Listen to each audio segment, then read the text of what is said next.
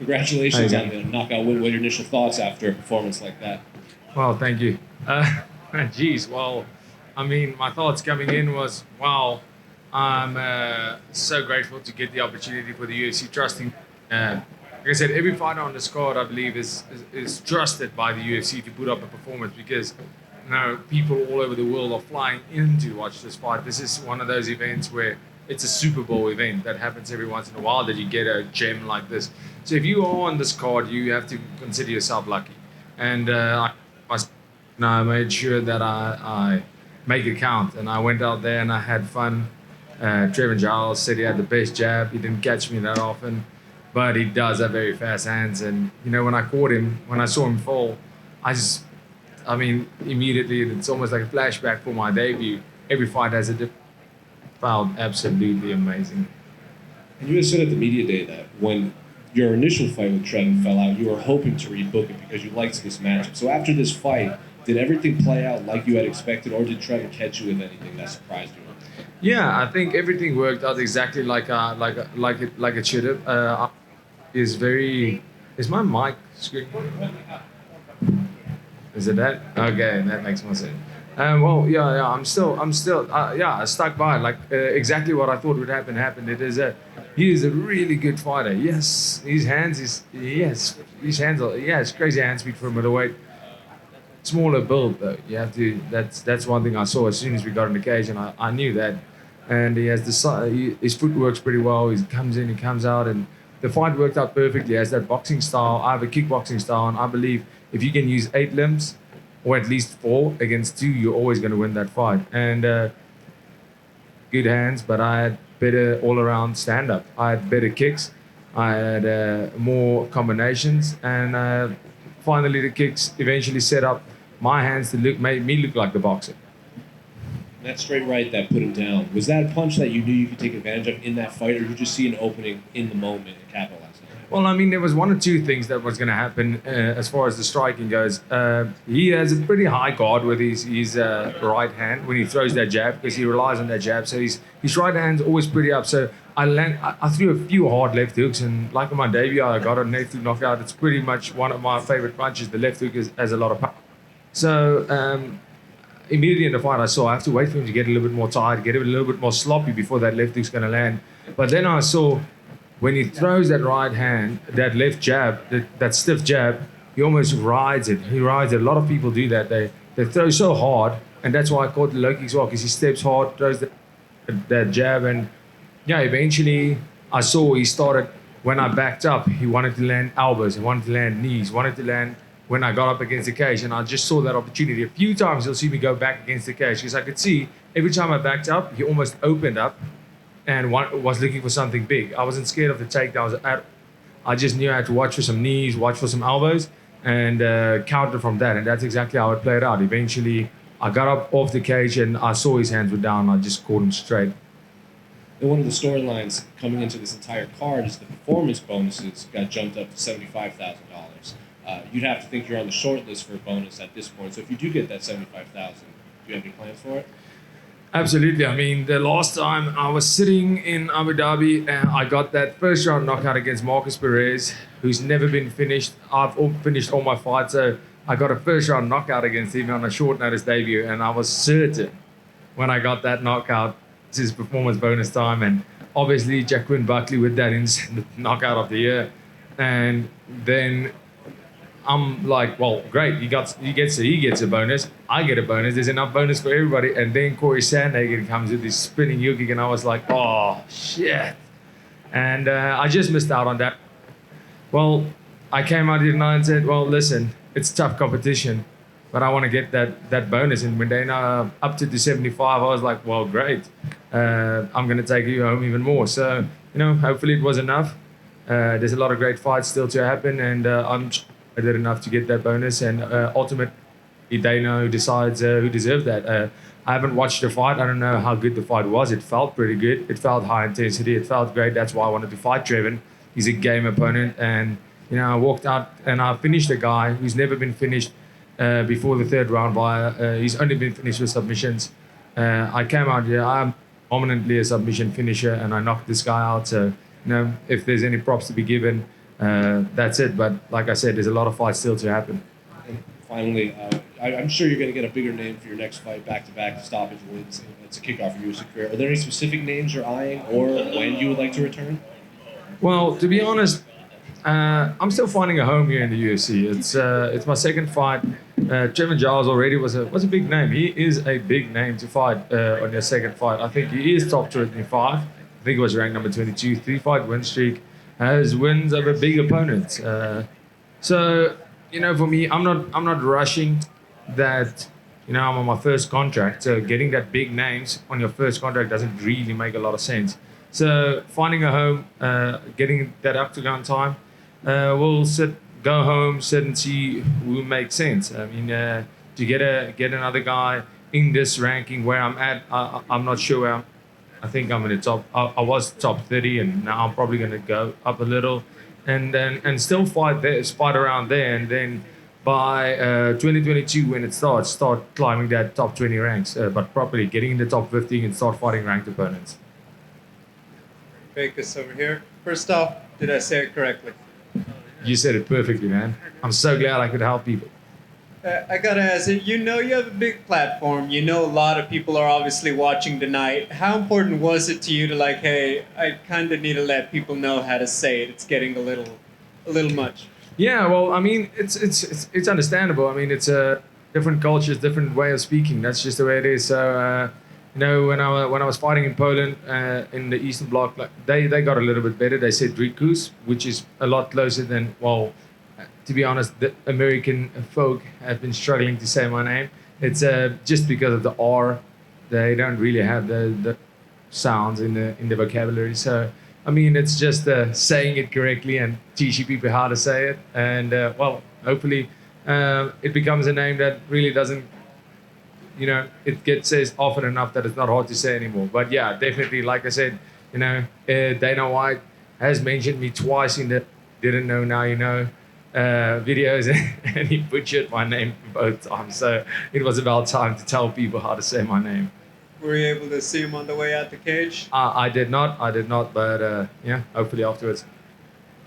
This is obviously a big experience being on the undercard for Conor McGregor. I'm sure friends and family were already very excited for you, but what have your friends and family been saying? Do they ask you if you've seen Conor? Are they just excited for you to be fighting tonight? What has just the reception been for you? Yeah, absolutely. South Africa is going absolutely mad right now. It is right now.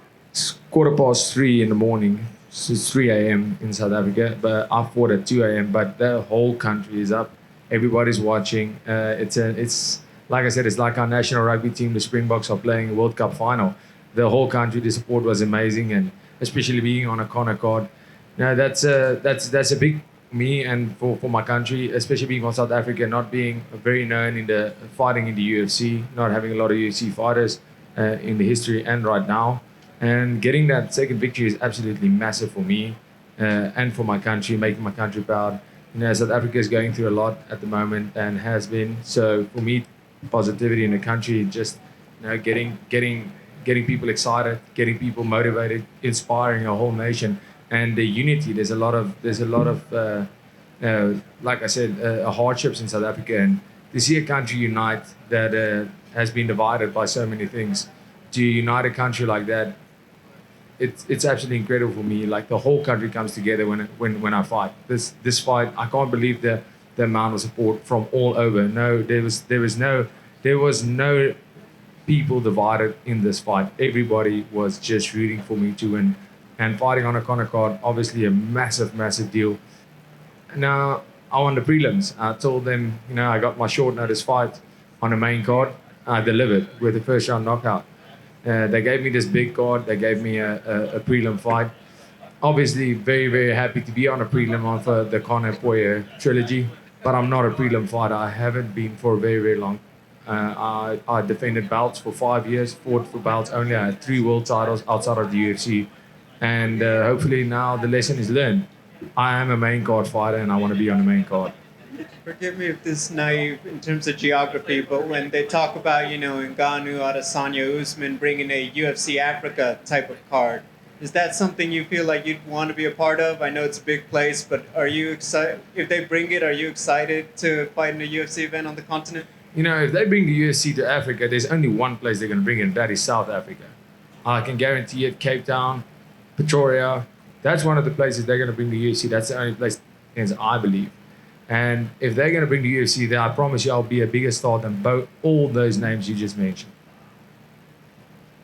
Dricus too, right? How quickly are you hoping to rise through the rankings in the division? Well, like I said, I'm on my first contract right now. So, fighting the big names for, I don't like to bring the money into this. It's not, it seems like almost the thing to do these days. Everybody complaining, getting more money. It's not, I'm not going to do that. I'm not going to be that guy. But, there's a certain, you get your set contract for your first few fights. So for me, it's finding my feet, finding a home in the UFC. The moment is still very big. Well, believe it or not, like when I fight in the UFC, this is only my second fight in the octagon. It is massive for me. It's the pressure is incredible. It's I'm still finding my rhythm in the octagon like I would when I was fighting outside of the octagon, and it's starting to become a home now. It's my second fight, getting that second, seeing I always believe that I'm the best in the world, but I do compete with the best in the world right now, and I'm doing good things. Getting through the first few fights, maybe the first 3 or 4 fights, then starting to getting that ranked opponents. That's what the plan I have in my head. And once I start climbing that ranks, the ranking between 15 and 1 for me is not a big difference. I mean, out of those guys, though, not to call them out or anything, but you fantasize about some of the matchups with them aside from the champion. After my debut, I called out Trailblazer, Kevin Holland. I called him out after my debut, and then all of a sudden, this guy goes out and knocks out Jacare. He was ranked number 20 when I called him out. It was back in October. And I have to tell you, I promise you, I have everything in my arsenal to beat him if we had to fight tomorrow. So, he's a kudos to him. He's one of those game guys. He just shows up on 24-hour notice to fight. So, it's all about fighting a game, fighting a name.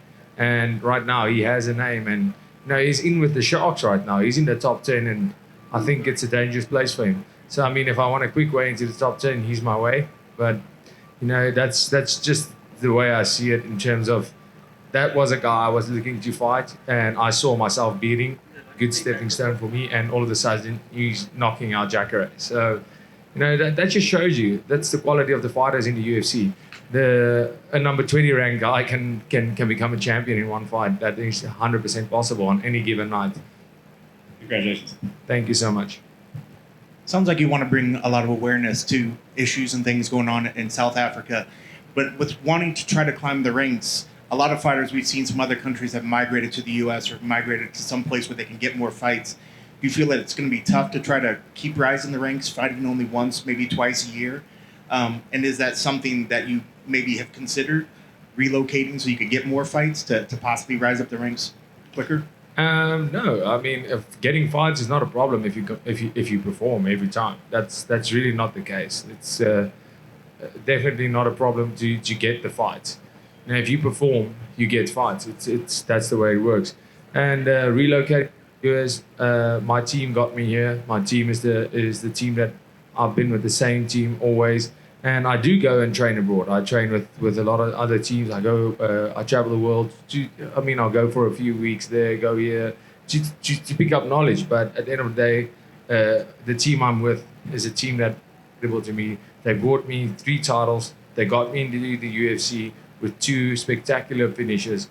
I mean, what more do I need? And other than that, I'm always saying every culture almost. Fighting is in our DNA. Fighting is the most primitive sport in the world. We all have it in us, and we have a different way of doing it. The way we do it in Africa is completely different to the way in the States. The way they do it in Russia, so if you see the Russian dudes fight, is completely different to how Americans fight. Everybody has the unique style, and I believe me training in Africa, fighting in that style, I bring something to this cage that nobody's ever seen. I bring something that is on the orthodox style, a type of power and a type of a tenacity that doesn't come from, yes, so technically we don't have the sport for that long, or we don't have first division wrestlers, but we have that African style and we have that African heart, and that's something that I think nothing can buy. And country, and I'm not planning on leaving it full time anytime soon. I'm not planning on leaving my family, friends, and my team over there. I think if I'm gonna become the UFC champion, and I will become the UFC champion, it's going to be out of Africa. Great answer. And last one, you mentioned that you're normally a submission finisher, but you do have nice finishes like what you did tonight. Do you have a preference between the two, or do you actually like the fact that you are still able to finish under striking and you're able to finish on submission as well? Yeah, I think physically, the submission just came, and it took me a while to get my groove. For some, it's always end up on the ground, whether it be in the scramble, whether it be a slip, and the submission finish game. Now, I'm not one of those guys that prefers to finish a fight this way or let a guy off the hook to get something else. If I see a finish, I take it. So if the submission's there in this fight as well, the end of that first round, team that if that round was 10 seconds longer, that fight was over. And so, I mean, the submission presents itself, I take it. The knockout presents itself, I take it. Congrats on the win. Thank you so much.